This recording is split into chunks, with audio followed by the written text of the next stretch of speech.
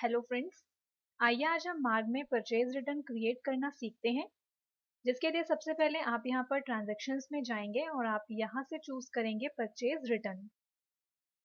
देखिए, जब हम किसी पार्टी से गुड्स परचेज करते हैं लेकिन जब हम किसी रीजन से उस पार्टी को जब गुड्स रिटर्न कर देते हैं तो उसे परचेज रिटर्न कहते हैं।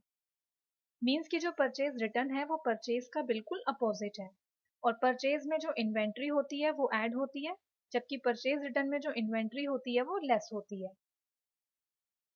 तो आइए देखते हैं कि आप किस तरह से परचेज रिटर्न को क्रिएट कर सकते हैं। परचेज रिटर्न सेलेक्ट करने के बाद आप यहाँ से चूज करेंगे डेबिट नोट। तो सबसे पहले तो आप यहाँ पर जो है वो डेट मेंशन करेंगे जिस डेट पर आप परचेज रिटर्न को करने जा रहे हैं। इसके बाद अब हम यहाँ पर जो है एंटर की प्रेस करते हैं। देन अब आप यहाँ पर उस पार्टी को सेलेक्ट करेंगे जिस पार्टी को आप परचेज रिटर्न कर रहे हैं। जैसे ही आप पार्टी को सेलेक्ट करके एंटर की प्रेस करते हैं, आप देख सकते हैं कि सॉफ्टवेयर जो है वो ऑटोमेटिकली ही डेबिट नोट नंबर को यहाँ पर एंटर कर देता है। हम यहाँ पर जो है फिर से एंटर की प्रेस करते हैं। आप देखेंगे कि आपके सामने बिल डिटेल्स की विंडो अपीयर होती है। मींस कि अगर आप यहाँ पर किसी पर्टिकुलर आइटम की परचेज रिटर्न करना चाहते हैं तो उसका परचेज बिल नंबर आप यहाँ पर एंटर कर देंगे। लेकिन अगर कोई पुराना बिल है और वो बिल नंबर आपको याद नहीं है तो जस्ट आप यहाँ पर कीबोर्ड से एंटर की प्रेस करेंगे। तो जैसे आप यहाँ पर एंटर की प्रेस करते हैं, आप देखेंगे कि रिटर्न की विंडो आपके सामने डिस्प्ले होती है। आप देख सकते हैं यहाँ पर आपको 4 ऑप्शंस मिलते हैं, जिसमें सबसे पहले है मैनुअल सिलेक्शन। मींस इसमें जो है आप मैनुअली स्पेसिफाई कर सकते हैं कि आप किस आइटम को रिटर्न करना चाहते हैं।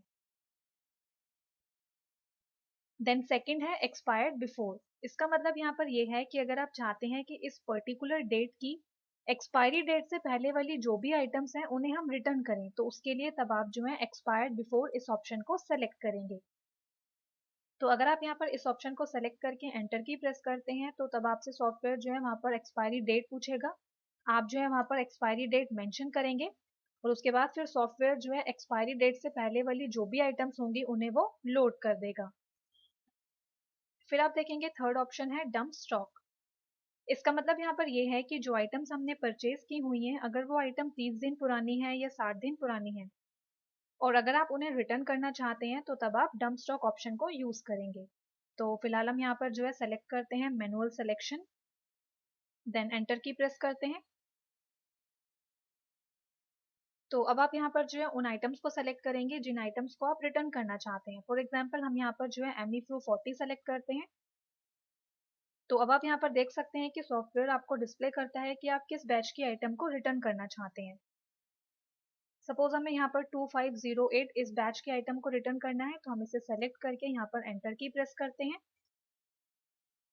देन अब हम यहाँ पर जो है क्वांटिटी एंटर करेंगे जितनी क्वांटिटी हम रिटर्न करना चाहते हैं। सपोज हम यहाँ पर एंटर करते हैं 10 और अब हम यहाँ पर जो है एंड की प्रेस करते हैं इसे सेव करने के लिए।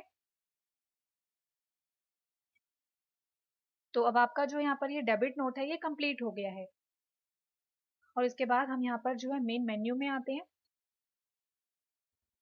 और इसका जो है अब हम यहाँ पर परचेज बिल क्रिएट करते हैं, जिसके लिए हम यहाँ पर ट्रांजेक्शन्स में आते हैं और यहाँ से सेलेक्ट करते हैं परचेज एंड देन बिल। जिस तरह से आपसे सेल्स रिटर्न में पूछा जाता था कि आपको उस इनवॉइस को एडजस्ट करना है या नहीं करना है, उसी तरह से ये आपसे परचेज बिल में भी पूछता है। आइए देखते हैं। हम यहाँ से बिल पर क्लिक करते हैं, देन एंटर की प्रेस करते हैं, पार्टी सेलेक्ट करते हैं और यहाँ पर बिल नंबर एंटर करते हैं। इसके बाद अब हम यहाँ पर जो है आइटम सेलेक्ट करते हैं एमी-फ्लो 40